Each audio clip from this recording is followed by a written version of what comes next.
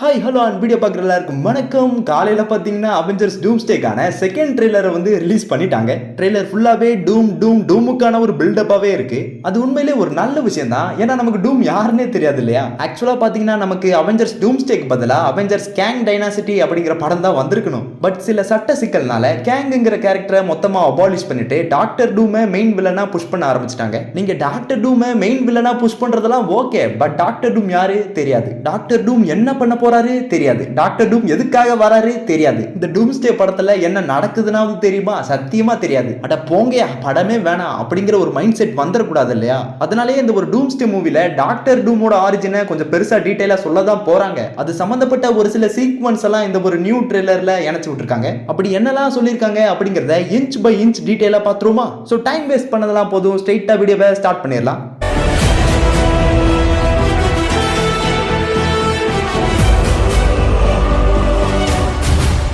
ட்ரெய்லரோட ஸ்டார்டிங்லே doctor room வந்து அவரோட ரூம்ல இருக்கிற அந்த ஒரு த்ரோன்ல உட்காந்துருக்கிற மாதிரியான ஒரு ஷாட் தான் காமிக்கிறாங்க. ஆக்சுவலா இதே ஷாட் தான் இந்த ட்ரெய்லரோட முடிவில் அந்த ஒரு அவெஞ்சர்ஸ் டூம்ஸ்டே அப்படிங்கிற அந்த ஒரு டைட்டில் கார்டை போடும்போது இதே சேம் பேக்ரவுண்ட் தான் யூஸ் பண்ணியிருப்பாங்க. அப்ப தெரியல, இப்பதான் தெரியுது. இந்த ஒரு சீன் நடந்துட்டு இருக்கப்பவே பேக்ரவுண்ட்ல சூஸ்ட்ரோம் வந்து டாக்டர் டூமோ பத்தி பேசிட்டு இருக்காங்க. லைக் விக்டர் வந்து ரொம்பவே புத்திசாலி, ரொம்பவே அன்பா பாசமா நடந்துப்பாரு. ஆனா அவர் வாழ்க்கையில அவர் நேசிச்ச எல்லாத்தையுமே அவர்கிட்ட இருந்து பறிச்சுட்டாங்க அப்படின்னு சொல்லிக்கிட்டு இருக்கும் போதே டூம் வந்து ஒரு தாய் தான் குழந்தையோட இருக்கிற ஒரு படத்தை பார்க்கறாரு. மேபி அது டாக்டர் டூமோட அம்மாவா இருக்கலாம். சோ தன்னுடைய அம்மாவை தான் விக்டர் வான் டூம் வந்து இழந்திருக்காரு. இதெல்லாம் எப்படி சூஸ்ட்ராமுக்கு தெரிஞ்சிருக்கு அப்படின்னு கேட்டீங்கன்னா, பேசிக்காவே டாக்டர் டூமும் ஃபென்டாஸ்டிக் ஃபோரும் கிட்டத்தட்ட ஃபேமிலி மாதிரி தான். லைக் காமிக்ஸ் படி ரீட் ரிச்சர்ட்ஸும் விக்டர் வான் டூமும் சேம் யூனிவர்சிட்டியில தான் படிப்பாங்க. ரெண்டு பேருமே பயங்கர புத்திசாலி தான். பட் ரீட் ரிச்சர்ட்ஸோட நாலேஜ்ங்கிறது பேசிக்காவே சயின்ஸ், டெக்னாலஜி அண்ட் பிசிக்ஸ் சம்பந்தமா தான் இருக்கும். பட் விக்டர் அப்படி கிடையாது. விக்டர் சயின்ஸையும் தாண்டி மேஜிக் அண்ட் சார்சரியில அதிகப்படியான நாலேஜோட இருப்பாரு. சோ விக்டர் வந்து தான் நேசிச்ச ஒருத்தவங்களை இழந்துட்டதுனால அவன் தனிமையில இருப்பான்னு தான் நினைச்சேன். ஆனா அவன் மனம் உடைஞ்சு இவ்வளவு பெரிய காரியத்தை பண்ணுவான்னு நான் நினைச்சு பார்க்கலன்னு சொல்லி சியூஸ்ட்ரோம் வந்து பயங்கர டிப்ரெஷன்ல இந்த ஒரு விஷயத்தை அவெஞ்சர்ஸ் அண்ட் எக்ஸ்மென் கிட்ட சொல்லிட்டு இருக்காங்க. சோ இவங்க பேசுறத வச்சுலாம் பார்க்கும்போது டாக்டர் டூம் வந்து ஃபர்ஸ்ட் அவெஞ்சர்ஸ்க்கு ஹெல்ப் பண்ற விதமா டாக்டர் டூம் வந்து ஒரு ஆலாயா தான் டீம்ல வந்து ஃபென்டாஸ்டிக் ஃபோரோட சேர்ந்திருக்காரு. லேட்டரா டாக்டர் டூமோட மோட்டிவ் எல்லாருக்கும் தெரிஞ்சிட்டதுனால அவர் அந்த ஒரு டீமையே பிட்ரே பண்ணிட்டு தன்னோட சுயரூபத்தை எல்லாரும் முன்னாடியும் காட்டியிருக்காருன்னு நினைக்கிறேன். இந்த இடத்துல டாக்டர் டூமோட அந்த ஒரு காஸ்டியூம் சேஞ்சுங்கிறதுமே நடந்திருக்கு.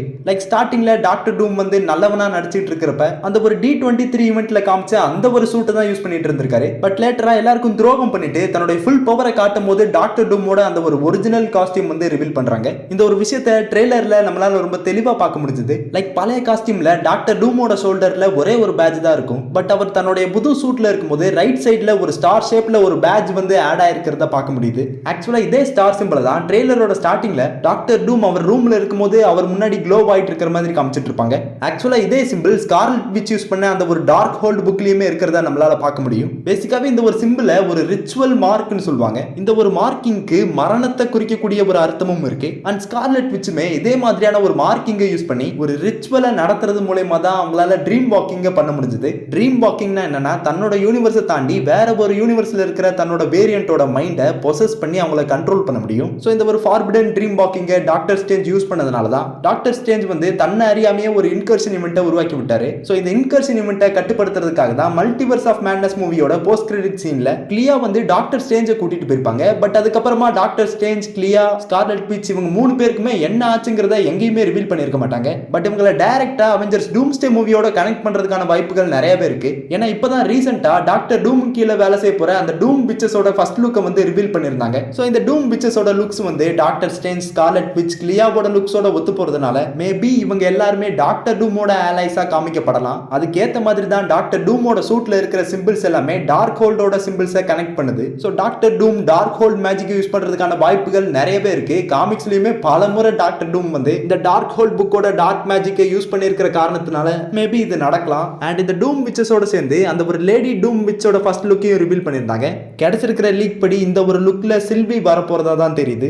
ஏன் சில்வின்னு கேட்டீங்கன்னா, டிவிஏவை தாண்டி மல்டிவர்ஸ்குள்ள லோக்கியை பத்தியும் டிவிஏவை பத்தியும் தெரிஞ்ச கேரக்டர்ஸ்னா அது ரெண்டே பேர் தான். ஒன்னு மாஃபியஸ், இன்னொன்னு சில்வி. சோ சில்வியை கேப்சர் பண்ணிட்டாலே மல்டிவர்ஸை தாண்டி எப்படி டிராவல் பண்றது, லோக்கி யாரு, லோக்கி எங்க இருக்காரு, இப்படி எல்லா விஷயத்தையும் தெரிஞ்சுக்க முடியும். பிளஸ் சில்வியை வச்சே லோக்கியை பிளாக்மெயிலும் பண்ணலாம். சோ லோக்கியோட பவர்ஸை டாக்டர் டூம் அடையறதுக்கு சில்வி ஒரு ட்ரிகர் பாயிண்டா இருக்கிறதுக்கான வாய்ப்புகள் அதிகமா இருக்கு. பிளஸ் இவங்க 4 பேருமே இந்த ஒரு மல்டிவர்ஸ் அப்படிங்கிற கான்செப்ட்னால பாதிக்கப்பட்டிருக்காங்க. அண்ட் டாக்டர் டூமோட மெயின் மோட்டிவுமே இந்த ஒரு ஒட்டுமொத்த மல்டிவர்ஸை அழிச்சிட்டு ஒரே ஒரு சீக்ரெட் டைம் லைனை உருவாக்கி அந்த ஒரு டைம் லைனுக்கு எந்த ஒரு பாதிப்புமே ஏற்படாம அதை சீரா மெயின்டைன் பண்றது தான். இது ஏன் எதுக்கு எப்படிங்கிறதெல்லாம் நான் பின்னாடி சொல்றேன். அண்ட் ட்ரெய்லர்ல இருக்கிற நிறைய சீன்ஸ் எல்லாம் வச்சு பார்க்கும்போது லோக்கியோட பவர்ஸை ஆல்ரெடி டாக்டர் டூம் வந்து அப்சர்வ் பண்ணிட்டாருன்னு தான் நினைக்கிறேன். ஏன்னா ட்ரெய்லரோட இந்த ஒரு ஸ்பெசிபிக் ஷாட்ல டாக்டர் டூம் வந்து டைமை ரிவர்ஸ் பண்ணி அழிஞ்சு போன அந்த சென்டினல்ஸை மறுபடியும் ரிவைவ் பண்றாரு. ஸோ நடந்துகிட்டு இருந்த இந்த ஒரு இன்கர்ஷன் இவெண்ட்டை நடத்திக்கிட்டு இருந்தது டாக்டர் டூம் தான் அப்படிங்கிற விஷயம் ஒரு கட்டத்துக்கு மேல எல்லாருக்கும் தெரிய வருதுன்னு தான் நினைக்கிறேன். அதனால தான் ரீட் ரிச்சர்ட்ஸ் வந்து டாக்டர் டூமோட சட்டையை பிடிச்சி நீ தான் இது எல்லாத்துக்கும் காரணமா அப்படின்னு கேட்கிற மாதிரியான ஒரு ஷாட் வந்து அமைச்சிருக்காங்க. பிளஸ் இதுக்கு முன்னாடி ஷாட்லயே பயங்கரமா சேதமடைஞ்ச ஒரு சிட்டியை வந்து காமிக்கிறாங்க. இந்த சிட்டியை காமிக்கிற அந்த ஒரு ஷாட் வந்து ஒரு ஸ்பேஸ் ஷிப்ல இருந்து அப்படியே லேண்ட் ஆகிற மாதிரி தெரியுது.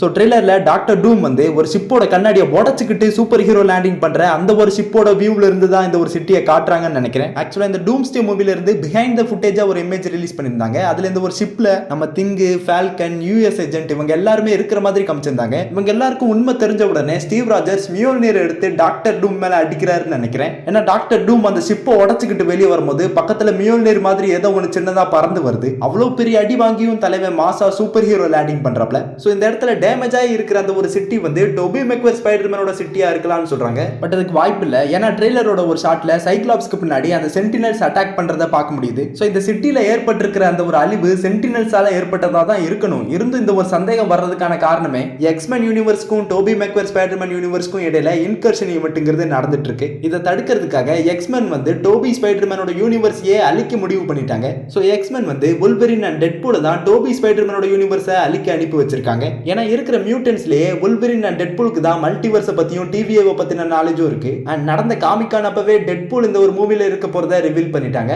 அண்ட் நேத்து நடந்த அந்த D23 ஈவெண்ட்ல வுல்வரினை கன்ஃபார்ம் பண்ணது மட்டும் இல்லாம இவங்க ரெண்டு பேருமே ஸ்பைடர்மேனை பத்தி பேசியிருக்காங்க.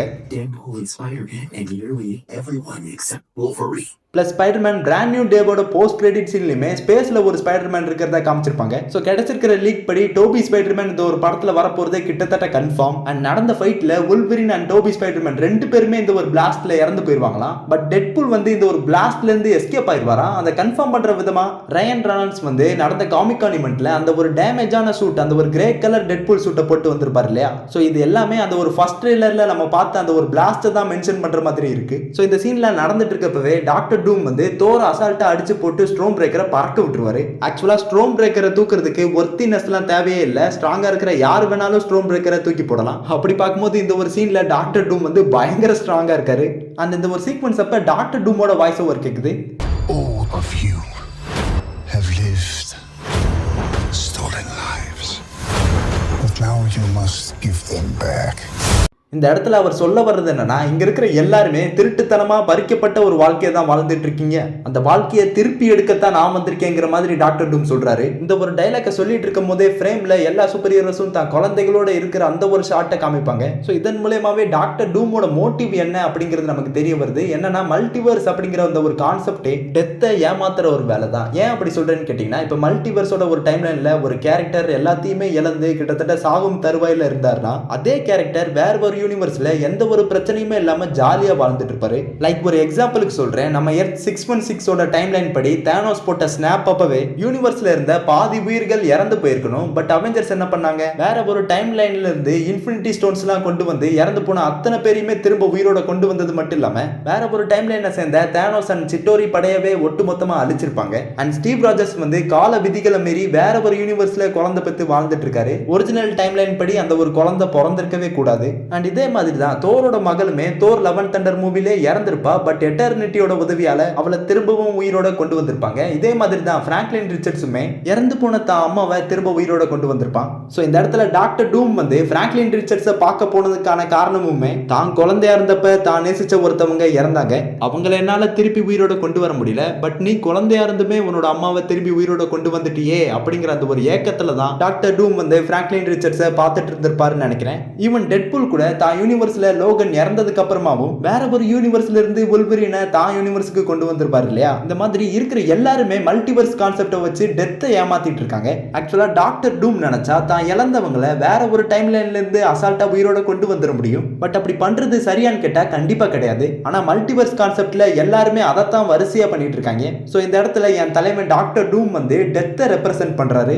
எப்படின்னா தலைமை லோக்கியோட பவர்ஸை அப்சர்வ் பண்ணி இருக்கிற எல்லா வேரியபிள் யூனிவர்ஸையும் அழிச்சிட்டு ஒரே ஒரு சீக்ரெட் டைம்லைனை மட்டும் உருவாக்கி அதை லீட் பண்ணக்கூடிய ஒரு கடவுளா டாக்டர் டூம் வந்து மாறுவாரோ அப்படிங்கிறது என்னுடைய ப்ரெடிக்ஷனா இருக்கு. இது சம்பந்தமா உங்களுக்கு என்ன தோணுது அப்படிங்கிறத மறக்காம கமெண்ட் பண்ணுங்க. வீடியோ உங்களுக்கு பிடிச்சிருந்தா லைக், ஷேர், சப்ஸ்கிரைப் பண்ணுங்க. வீடியோவை ஃபுல்லா பார்த்த அனைவருக்கும் தேங்க்ஸ் ஃபார் வாட்சிங்.